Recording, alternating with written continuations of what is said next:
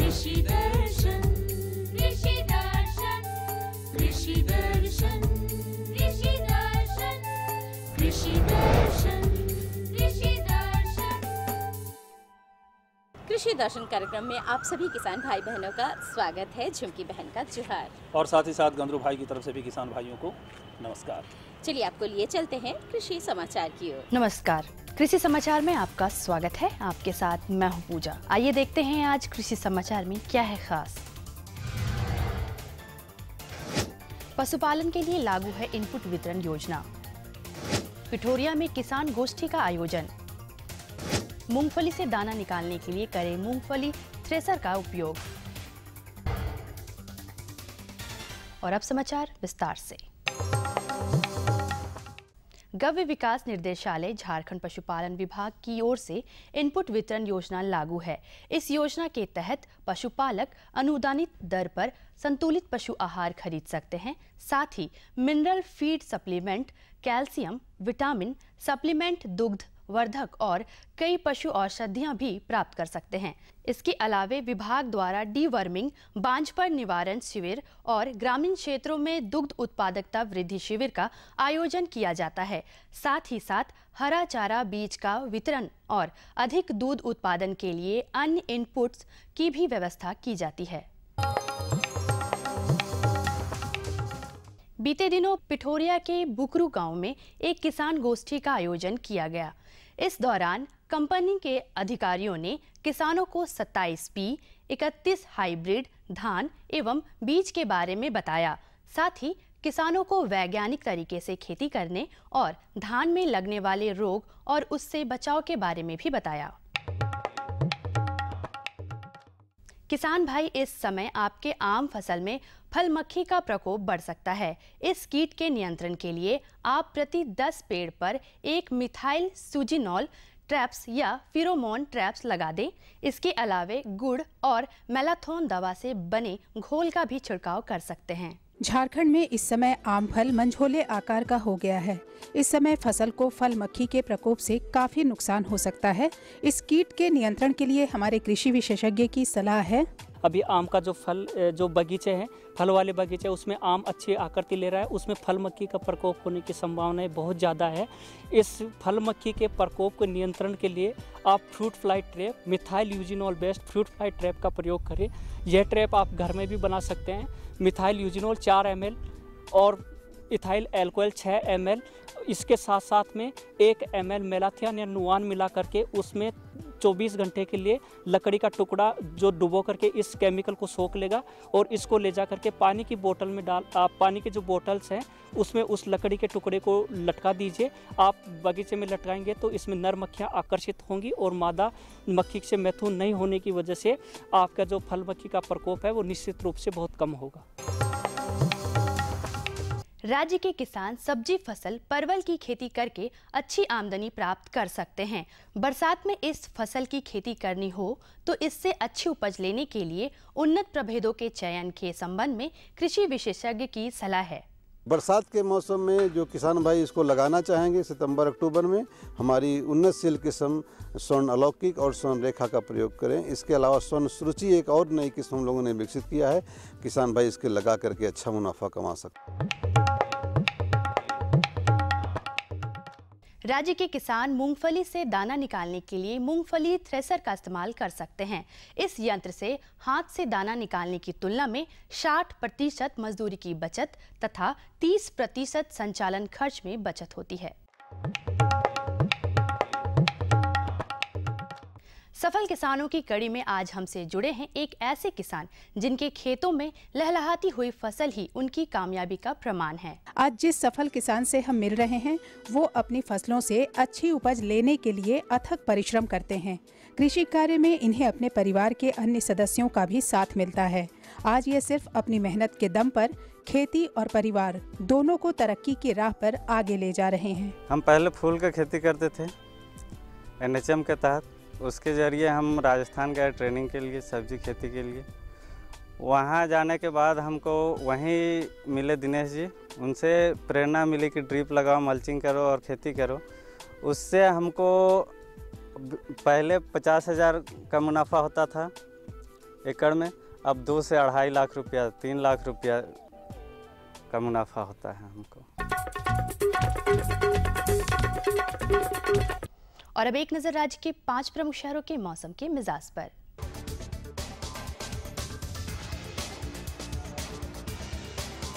आज राज्य के 5 प्रमुख नगरों के अधिकतम और न्यूनतम तापमान कुछ इस प्रकार दर्ज किए गए। रांची का अधिकतम तापमान 39 डिग्री सेल्सियस और न्यूनतम 26 डिग्री सेल्सियस। जमशेदपुर का अधिकतम तापमान 42 डिग्री सेल्सियस और न्यूनतम 29 डिग्री सेल्सियस। मेदिनीनगर का अधिकतम तापमान 43 डिग्री सेल्सियस और न्यूनतम 27 डिग्री सेल्सियस। देवघर का अधिकतम तापमान 45 डिग्री सेल्सियस और न्यूनतम 30 डिग्री सेल्सियस। और धनबाद का अधिकतम तापमान 45 डिग्री सेल्सियस और न्यूनतम 31 डिग्री सेल्सियस रहा।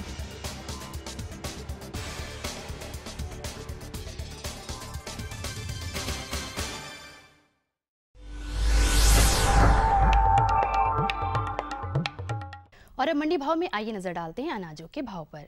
आज कृषि उत्पाद बाजार समिति पंडरा रांची में विभिन्न खाद्यान्नों के थोक भाव कुछ इस प्रकार दर्ज किए गए। चावल मोटा 2150 रुपए से 2250 रुपए, चावल मध्यम 2450 रुपए से 2550 रुपए, चावल उत्तम 3450 रुपए से 3550 रुपए, गेहूं 1800 रुपए से 1900 रुपए, चना 3300 रुपए से 3400 रुपए, दाल अरहर 5500 रुपए से 6400 रुपए, दाल मसूर 4800 रुपए से 5200 रुपए, दाल चना 3850 रुपए से 4000 रुपए, सरसों तेल 9000 रुपए से 9400 रुपए, चीनी 3400 रुपए से 3500 रुपए, आलू 1000 रुपए से 1200 रुपए और प्याज 1000 रुपए से 1200 रुपए प्रति क्विंटल रहा।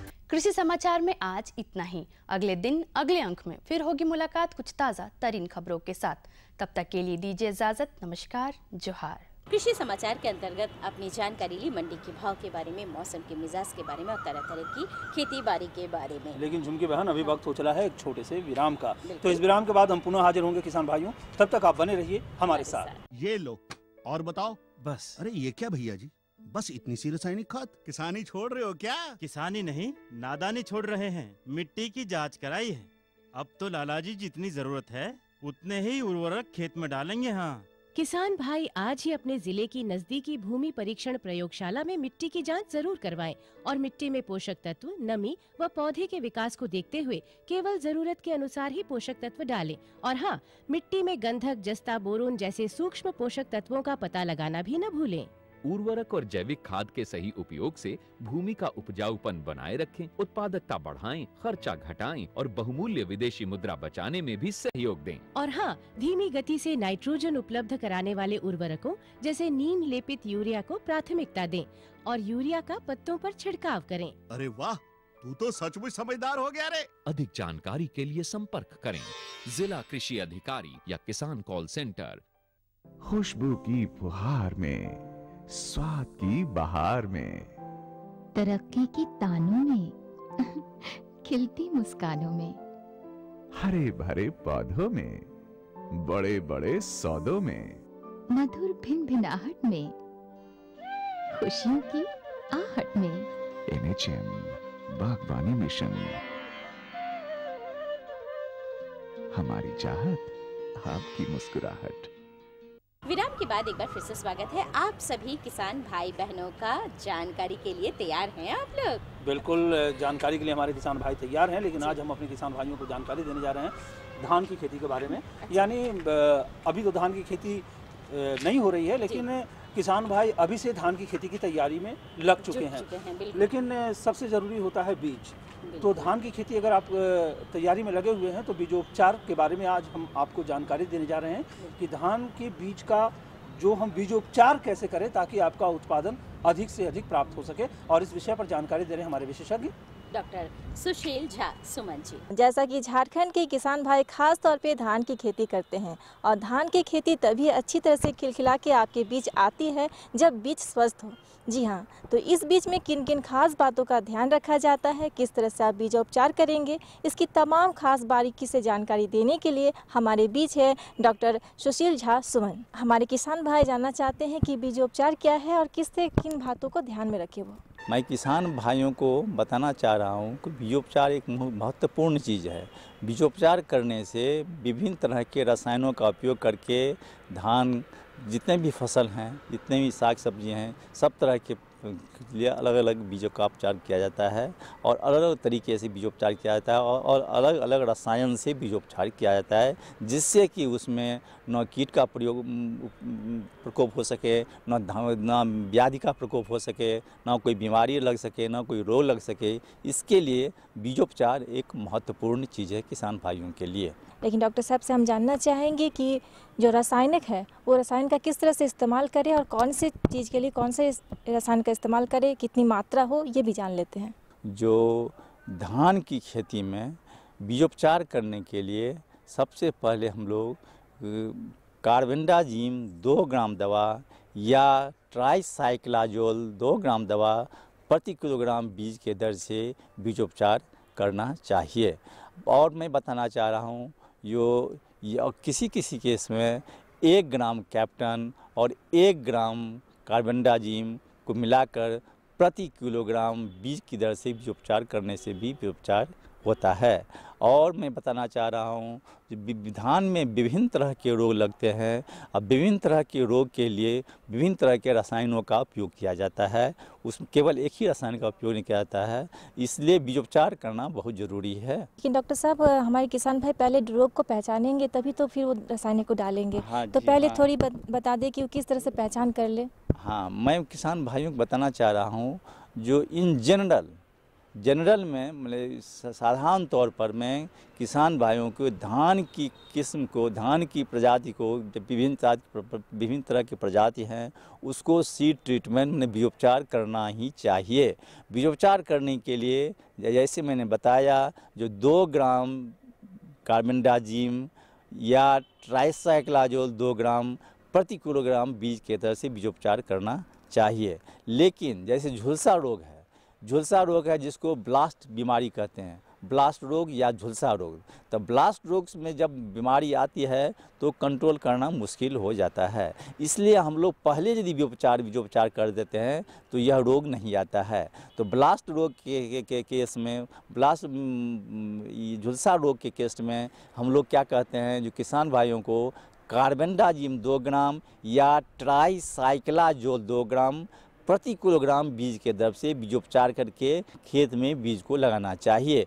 तो ये झुलसा रोग या ब्लास्ट रोग जो है ये रोग नहीं लगता है। जैसे जीवाणुज पर्ण अंगमारी रोग हैं, तो जीवाणुज पर्ण अंगमारी ये बैक्टीरिया, ये जीवाणु से होते हैं। उस केस में किसान भाइयों को चाहिए कि 2 ग्राम स्ट्रेप्टोसाइक्लिन 10 लीटर पानी में घोलकर घोल तैयार करें और घोल में 6 घंटे तक बीज को भिगोवा कर रखें और उसके बाद बीज को खेत में लगाने से ये जीवाणुज पर्ण अंगमारी रोग या जीवाणु पर्ण रेखा रोग जो है ये बीमारियां नहीं लगती है। क्योंकि जब ये बीमारी खेत में आती है तो पूरे के पूरे फसल हेक्टेयर के हेक्टेयर, एकड़ के एकड़ फसल में बैक्टीरियल लीफ ब्लाइट, जिसको जीवाणु पर्ण अंगमारी रोग कहते हैं, ये रोग फैल जाता है और धान के फसल मुरझाकर गिर जाते हैं और सूख जाते हैं।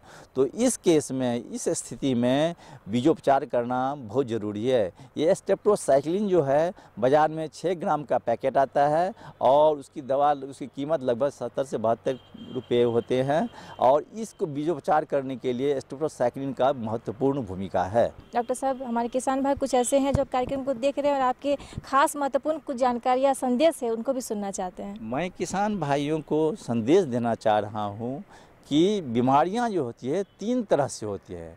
कुछ एयर बॉर्न डिजीज हैं जो वायु से पैदा होती है, कुछ सॉइल बॉर्न डिजीज हैं जो कि मृदा से, मिट्टी से पैदा होती है और कुछ है सीड बॉर्न डिजीज जो बीज से पैदा होती है। ये बीमारियां 3 तरह से आती हैं और मैं किसान भाइयों को कहना चाह रहा हूं कि लगभग 80% बीमारियां जो हैं वो बीज से पैदा होती है। और बाह्य से या इंटरनली सीडबॉर्न डिजीज है, जिसको अंतर्राष्ट्रीय रोग कहते हैं या बाह्य रोग कहते हैं, एक्सटर्नली सीडबॉर्न डिजीज है। तो 80% बीमारियां सीड से बीज से पैदा होती हैं। इसलिए किसान भाइयों से आग्रह है, जो धान की फसल जब भी लगाएं तो खेत में बीज को उपचार करके ही लगाएं, क्योंकि बीजोपचार की खास जानकारियाँ, महत्वपूर्ण जानकारियाँ डॉक्टर साहब ने आपको दी है। तो इसी के साथ डॉक्टर साहब हम चाहते हैं कि आपकी खास वक्त आपने दिया है, आपका बहुत बहुत धन्यवाद। धन्यवाद किसान भाइयों। काफ़ी अच्छी जानकारी थी, लेकिन अगली जानकारी हम देंगे। लेकिन कारू दादा को खबर किया है? बिल्कुल कारू दादा को खबर है, लेकिन कारू दादा आए उसके पहले हम लेते हैं एक छोटा सा विराम।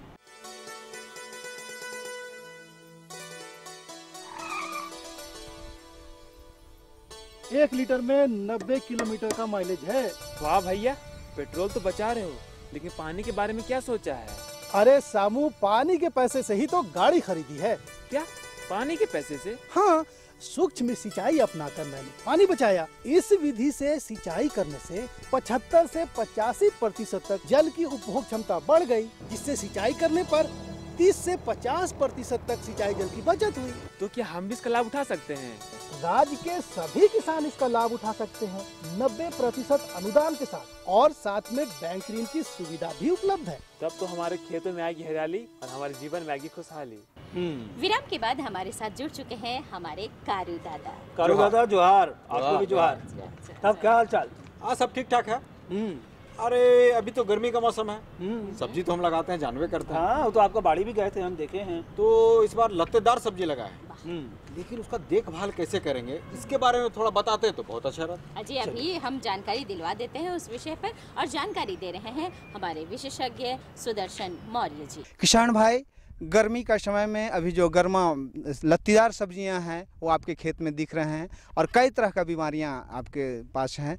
तो उस बीमारी का इलाज कैसे करें, उसकी पहचान कैसे करें, इसी विषय पर चर्चा के लिए आज हमारे भारतीय कृषि अनुसंधान संस्थान के केंद्र रांची के वरिष्ठ वैज्ञानिक डॉक्टर सुदर्शन मौर्य हमारे बीच मौजूद हैं। डॉक्टर साहब, किसान भाइयों को सबसे पहले ये बताइए कि अभी जो लत्तीदार सब्जी उनके खेत में लगी हैं, उनमें कौन कौन सी बीमारियां आ रही है या आती है, और उसका पहचान किसान भाई कैसे करें? देखिए, इस समय हमारे किसान भाइयों के खेत में लत्तेदार सब्जियां लगी हुई हैं, और खड़ी फसल में जो प्रमुख रूप से जो बीमारी आती है उसमें जो है, यदि कुकरबिट्स की बात करें तो उसमें जो है डाउनी मिल्ड्यू, जिसको कि जो है मृदुल रोमित आसिता बोलते हैं, जो कि पत्तियों पे आप देखेंगे हरा और पीला का, ऊपर की पत्तियों में धब्बे, हल्के पीले पीले धब्बे दिखाई पड़ते हैं, हरा और पीला का मिक्सचर होता है, लेकिन नीचे जब देखेंगे तो हल्का सा जो है डाउनी ग्रोथ दिखाई पड़ती है। इसके कारण से होता क्या है कि आपके पौधे में जो है फोटोसिंथेसिस, यानी पौधा जो है भोजन अच्छे से नहीं बना पाता, जिसके कारण से आपकी जो उत्पादन क्षमता है वो कम होने लगती है। तो इसलिए जो है हमारे किसान भाई ऐसे जो है करें, तब रोग के लक्षण को तुरंत पहचाने, और इसके लिए जो है रोकथाम के लिए जो है जो तरीके हैं उसको जो है अपनाना चाहिए। डॉक्टर साहब, इसके अलावा और कौन कौन से रोग हैं जो इस फसलों में आती हैं? हाँ, बहुत ही अच्छा सवाल। देखिए, अभी जैसे जो भी हमारी खड़ी फसल है उसमें जैसे हमने खड़ी फसल में पत्तियों के ऊपर जो डाउनी मिल्ड्यू आता है उसके बारे में बताया। इसके अलावा आप देखेंगे कि पौधे में जो है विल्ट कॉम्प्लेक्स, पौधे में उकठा, कुकरबिट्स और लत्तेदार जितनी भी सब्जियां हैं उसमें जो है एक फफूंदी होता है फ्यूजेरियम, इसके द्वारा ये बीमारी आती है, जिसके कारण से आप देखेंगे कि पौधे की पत्तियां शुरू में हल्का सा जो है तब मुरझाना स्टार्ट करती है, और धीरे धीरे पूरा का पूरा पौधा आपका सूख जाता है, और पौधे की पत्तियां जो है पौधे में ही लगी हुई रहती हैं, और थोड़ा सा जो पीला दिखाई पड़ने लगता है पौधा आपका।